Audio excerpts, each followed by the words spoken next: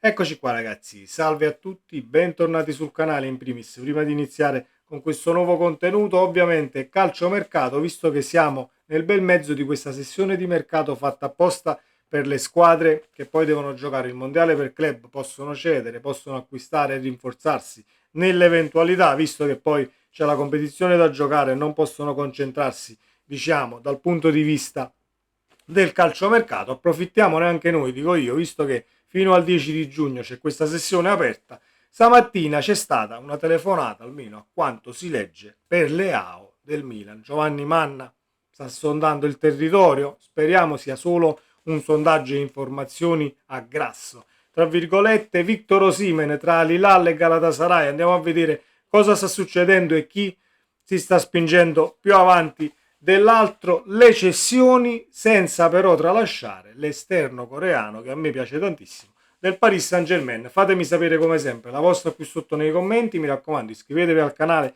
se passate per la prima volta sotto questo contenuto e non l'avete ancora fatto, attivando la campanellina delle notifiche, così restate aggiornati appunto in maniera cronologica. Se vi piace il video un bel like fa piacere al sottoscritto e diamo una mano all'algoritmo a mettersi in moto. Partiamo dalla situazione Leao, perché ho un pensiero che volevo condividere con voi, ma il mio pensiero è da sempre su Leao e fatemi sapere cosa ne pensate ovviamente qui sotto nei commenti. Arrivano conferme sull'avvicinamento del Napoli a Rafael Leao. Non solo Repubblica ma anche il Mattino nell'edizione odierna scrive di questo interesse e parla di un primo contatto avvenuto tra il direttore sportivo Giovanni Manna e l'entourage dell'esterno portoghese. Il portoghese appunto, con l'arrivo di Allegri sulla panchina del Milan, sta facendo altre valutazioni.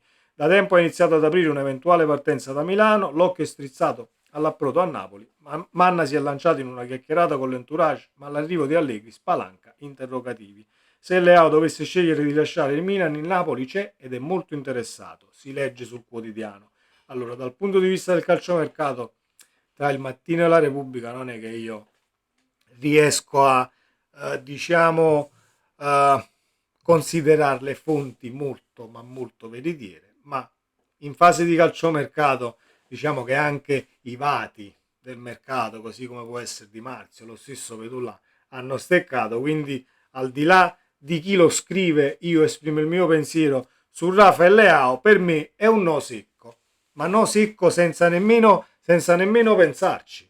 Assolutamente no. In primis per lo spogliatoio, calciatore più che viziato dal punto di vista, diciamo, dello stare in un gruppo e in sintonia con il resto della squadra, punto primo. Punto secondo, è un calciatore che ti può fare la differenza in un'azione, ti porta in vantaggio al limite in una ripartenza, palla al piede, non si discute, butta la palla avanti, non lo prendi più, siamo tutti d'accordo, ma Leao non ha continuità dal punto di vista mentale, quindi per me personalmente sarebbero soldi buttati, avete capito dove, non mi esprimo, per educazione. Poi siamo tutti d'accordo, c'è Conte lo potrebbe raddrizzare eccetera, ma perché spendere ovviamente tanti soldi, perché non credo che sia poi un'operazione che si faccia a 6 milioni più uno di bonus, quindi diciamo spendere tanti soldi, io opterei totalmente per altri profili, per applicazione e per educazione per quanto riguarda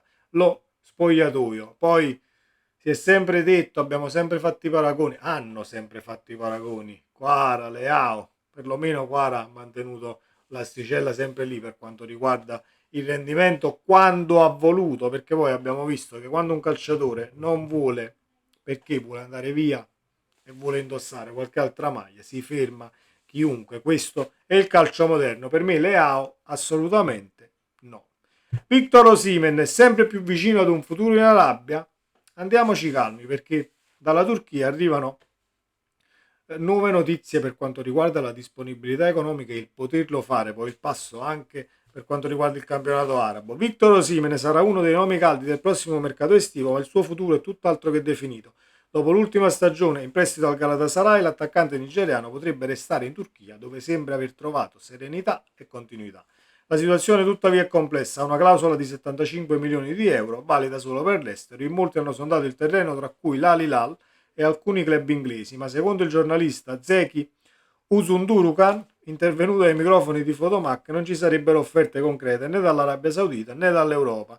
Ho parlato con il presidente del Galatasaray, il trasferimento in Arabia Saudita non è così semplice, l'Al Hilal non può versare 40 milioni all'improvviso, la federazione sta monitorando la situazione e dalla Premier non è arrivato nulla. Smentite quindi le voci su Juventus, Chelsea e Manchester United, mentre prende corpo la possibilità del classe 98 resti al Galatasaray. Osimhen vuole rimanere, si sente rinato qui, le trattative col Napoli sono in corso, l'offerta è considerata buona, c'è il 70% di possibilità che resti. Quindi speriamo che questo 70% arrivi al 100% quanto prima. Poi Osimhen vuole rimanere e si sente rinato qui, non ci credete, lo dico proprio ai, diciamo, a chi si è affezionato in Turchia, perché affezionatevi ai suoi gol, affezionatevi ai risultati, ma non affezionatevi agli uomini, perché ci rimanete molto male con personaggi del genere e il suo entourage. Poi noi, nel caso dovesse arrivare il 100% dalla Turchia, ben venga, da dove arriva questi 75 milioni, posateli che a noi servono come il pane, quindi dobbiamo fare una sessione di mercato anche in base alla situazione Victor Osimhen. Però il Napoli ha già da spendere, non vivremo nelle stesse condizioni della sessione di mercato scorsa, dove c'era un tantino di diciamo indecisione dal punto di vista già del calciatore, l'entourage, il Napoli con Conte comunque dall'inizio è sempre stato fuori squadra, perché il Napoli messo sul mercato ancora prima che arrivasse Conte, e Conte è arrivato a Napoli che sapeva perfettamente la situazione di Osimhen, ecco perché non ci si è mai puntato, non ci si è più puntato, e quindi siamo ad oggi dove il Galatasaray sembra addirittura più avanti di questa offerta araba. Poi dico io, ma la federazione turca e la federazione araba proprio diciamo quest'anno deve cominciare, spendi e spandi da tanti anni, saranno 5-6 anni che 3, 4, 500, non vi preoccupate voi, 500 milioni te, 40 milioni all'anno, bene. E invece cominciano anche lì, ecco, a tenere i conti sott'occhio, e quindi speriamo di fare quanto prima nel cedere il nigeriano. Okafor e Billing, a quanto si legge, non verranno riscattati. C'è questa situazione in Gong, Simeone, che potrebbero essere in uscita Nathan, Lindstrom, Forloluscio e Caiust. Sono calciatori che comunque dovranno trovare fortuna altrove, e su questo Giovanni Manna ha tanto da lavorare. In bilico ci fanno sapere invece Mazzocchi che dal mio punto di vista terrei a Napoli, per il semplice fatto che a destra, a sinistra, quinto, terzino. Bisogna averlo, secondo me, un calciatore che in primis ti fa tutte e due le fasce. Poi si può parlare del livello tecnico di Mazzocchi, sicuramente non sarà questo livello tecnico eccelso, ma Mazzocchi dal punto di vista sia emotivo e sia diciamo di mettere il cuore oltre l'ostacolo, come si suol dire, è tanta roba. E poi è un calciatore che non soffre nemmeno, diciamo, la partita importante, non soffre la competizione, dobbiamo giocare la Champions, non è uno che vai a giocare al Bernabeu e scompare, così come abbiamo visto negli anni passati. Ricordo un Real Madrid-Napoli, se non vado errato, con Sarri, dove giocammo in 10 dal primo minuto perché Zielinski praticamente non entrò in campo, visto diciamo lo stadio, vista la partita che comunque era importantissima contro una squadra molto ma molto forte. Ma Zocchi non è uno di quelli a livello emotivo e caratteriale, ecco perché lo terrei assolutamente a Napoli, sempre e comunque per la questione anche spogliatoio, che non va assolutamente messa da parte, almeno è la mia opinione. Concludiamo, ma non ultima come notizia, speriamo che molti di voi siano arrivati a questo punto del video. Cerco di essere quanto più diciamo sintetico possibile per non far durare i video tanto tempo, ma purtroppo analizzando poi tutto il calciomercato e ciò che sta succedendo, talvolta sforo un attimo. Il Napoli è stato sabato spettatore interessato della finale di Monaco di Baviera, non solo frattesi, occhi su Kang In Lee, che pare in uscita dal Paris Saint-Germain. Kang In Lee valore di Transfermarkt 30 milioni, ci siamo? Ma ovviamente si sta cercando di tirare un attimo sul prezzo perché hanno chiesto, ci arriviamo, hanno chiesto se non erro una quarantina di milioni. Non ha mai avuto troppo spazio in questa stagione meravigliosa, 45 presenze su 58 partite in tutte le competizioni, 2397 minuti, 6 gol e 6 assist, titolare 26 volte. Il DS One ha provato ad inserirlo già nell'estate 2024 e poi a gennaio sul tavolo delle trattative per Quara, ma all'epoca fu ritenuto incedibile. Ora non lo è più, anche perché il coreano, 24 anni, ha le stesse aspirazioni dei giocatori di talento e qualità che a un certo punto finiscono un po' ai margini dei piani di un allenatore.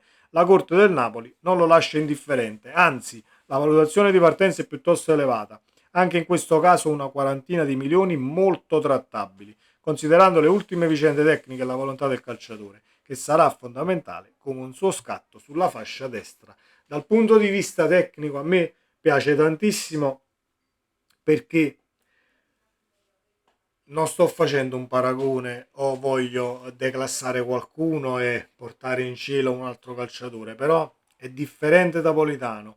Lo danno come esterno sinistro tutti i giornali, ma se andiamo a vedere le presenze, le ha giocate a destra dove gioca comunque Politano ed è un esterno destro d'attacco. Quindi è quel calciatore che uno contro uno sa il fatto suo, quando deve crossare la legge crossa, quando deve tirare il piedino è molto caldo ed è una situazione diciamo che va analizzata come si deve, perché è importantissimo quando arrivi in attacco, hai saltato l'uomo e dal punto di vista dell'intelligenza tattica devi sapere già cosa stai andando a fare ed è un calciatore che legge molto bene le situazioni. Voi mi direte, ma 6 gol e 6 assist, però se calcoliamo che è partito titolare 26 volte da esterno d'attacco non sono nemmeno così pochi, rapportati poi ai gol e agli assist anche che ha fatto Matteo, ovviamente in squadra. Non sto declassando Politano, è da tenere tutti e due per creare poi quell'alternanza molto ma molto salutare che ci portò allo scudetto con Spalletti, al di là di Kvaratskhelia, Osimhen, tutta la squadra, overprodotto, eccetera, eccetera, eccetera. Però su quella fascia destra comunque andarono forte tutti e due perché ci fu il giusto equilibrio anche nello schierarli per caratteristiche, perché poi potresti, diciamo, avendo due esterni del genere, puoi studiare l'avversario e il diretto marcatore in una determinata partita, avendo caratteristiche diverse. Hai una partita dove Politano per caratteristiche potrebbe renderti meglio e avresti bisogno ovviamente della fase di interdizione e quant'altro. Ci sono partite dove al limite trovi un tasso tecnico minore sulla fascia sinistra avversaria, in questo caso per quanto riguarda il terzino sinistro avversario, e quindi potresti puntare sul coreano perché nell'uno contro uno ti lascia sul posto, senza se e senza ma. Poi mi direte, ma a Parigi non gioca. Abbiamo visto la finale di Champions, da tutti gli esterni è arrivato pure Kvaratskhelia, quindi tra tutti gli esterni che ha il Paris Saint-Germain diventa complicato, ecco, trovare un po' di minutaggio, non voglio dire la titolarità, ma l'essere quantomeno schierato diventa molto ma molto complicato per la squadra che ha a disposizione Luis Enrique, soprattutto poi per il reparto offensivo.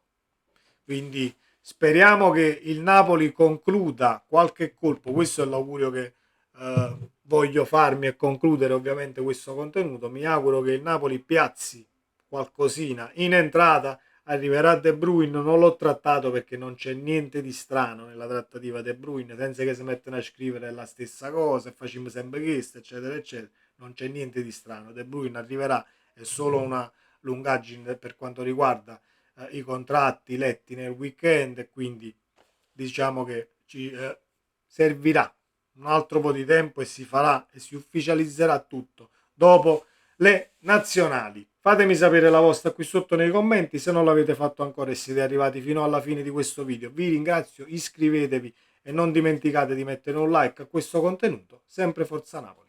Ciao!